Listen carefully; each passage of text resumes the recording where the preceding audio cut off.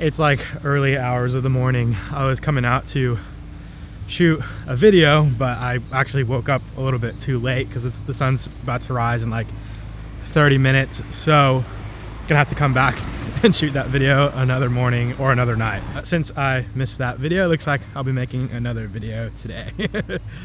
Can't waste the day. I got up early. I gotta create something at least. You know what? I'll spill the beans. The video I was shooting was the low light performance on the R6 Part 2 because I have the RF 15-35 f2.8 instead of the f4 lens I had in the last video. So I wanted to see just how much better an extra stop of light would be, and yeah, just try to just max this ISO out on this camera and see what it looks like.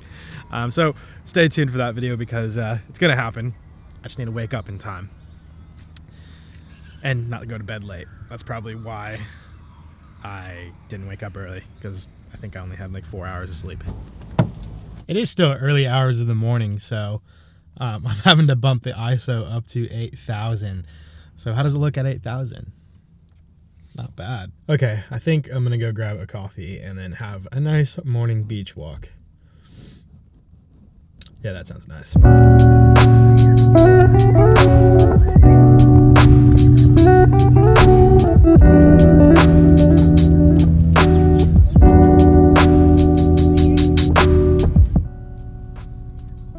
My usual cafe is closed. I'm gonna have to find somewhere else to get coffee. Where can we get coffee?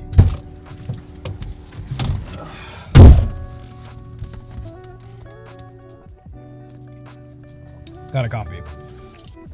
All right, ready to go.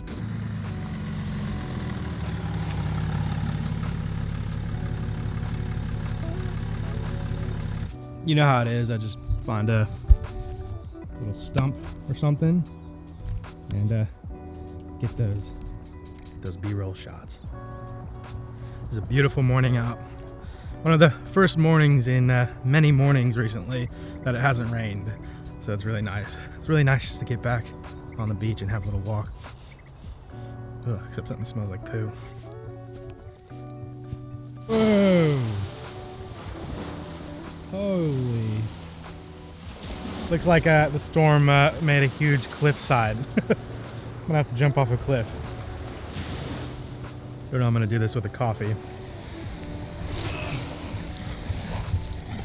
Hi, doggy. There's a guy like riding those like foil surfboards out there. Looks like he's like just hovering above the water. I don't really have a zoom lens, but see if we can find him.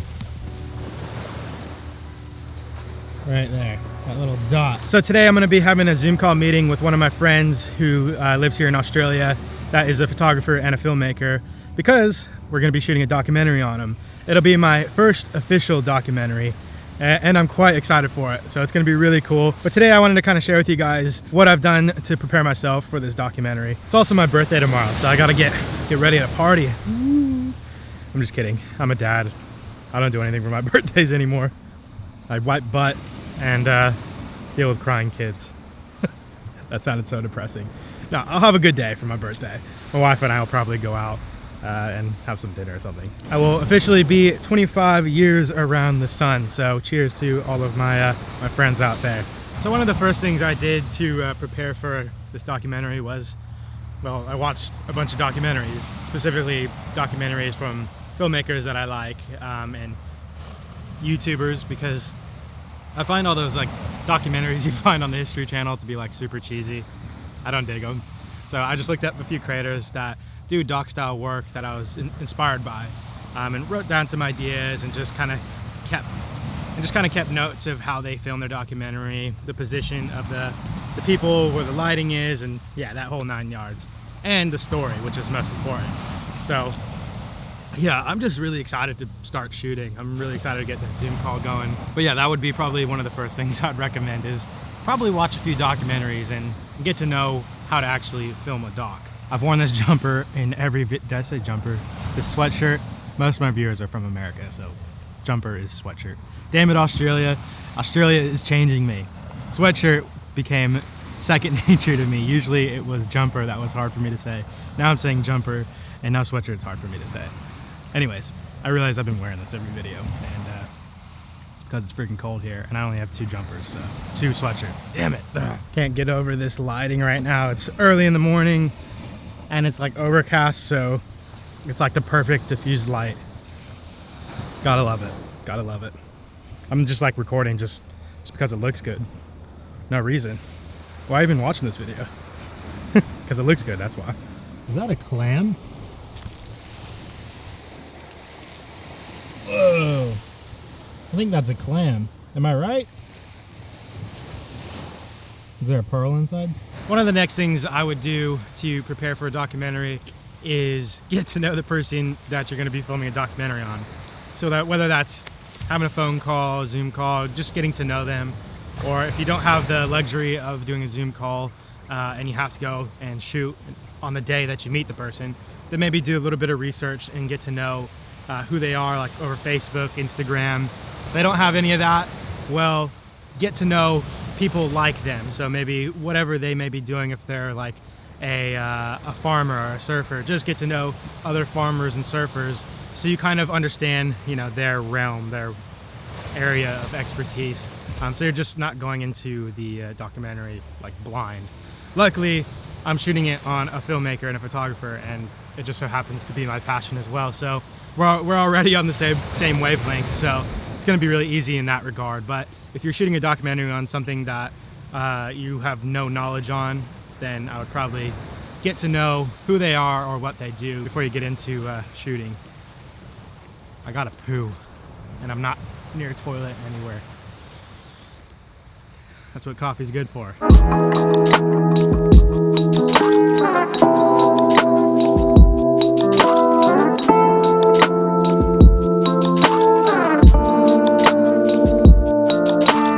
Look at that free promotion.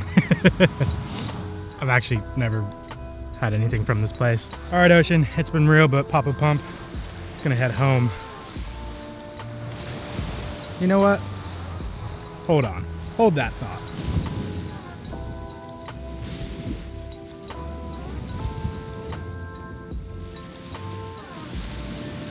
All right. That feels a bit better. Now I'm ready to leave.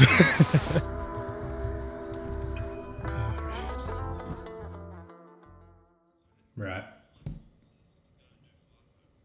Yeah, right.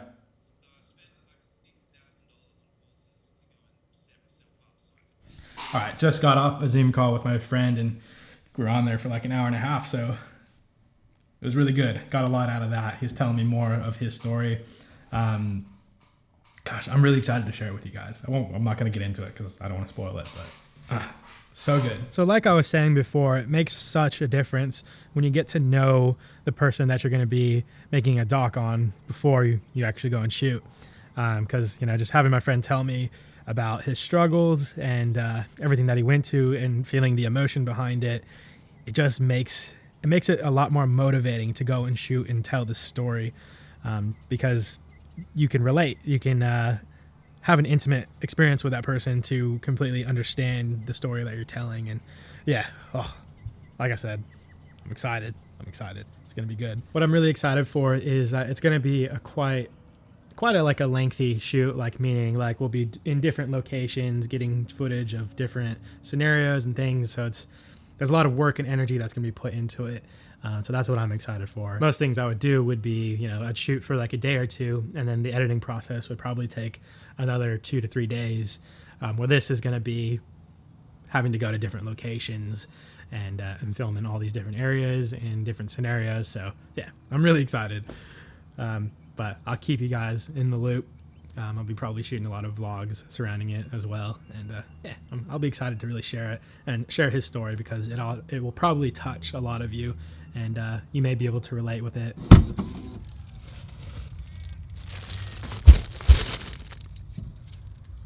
Ugh. 4 hours of sleep really does catch up with you. Ugh. I need a nap. Look at that light. Beautiful. Not gonna lie, I'm kind of just sitting in the car for a couple minutes before I walk inside, because I know I'm gonna have two crazy boys that need my full attention. So might just have a 2-minute nap in the car.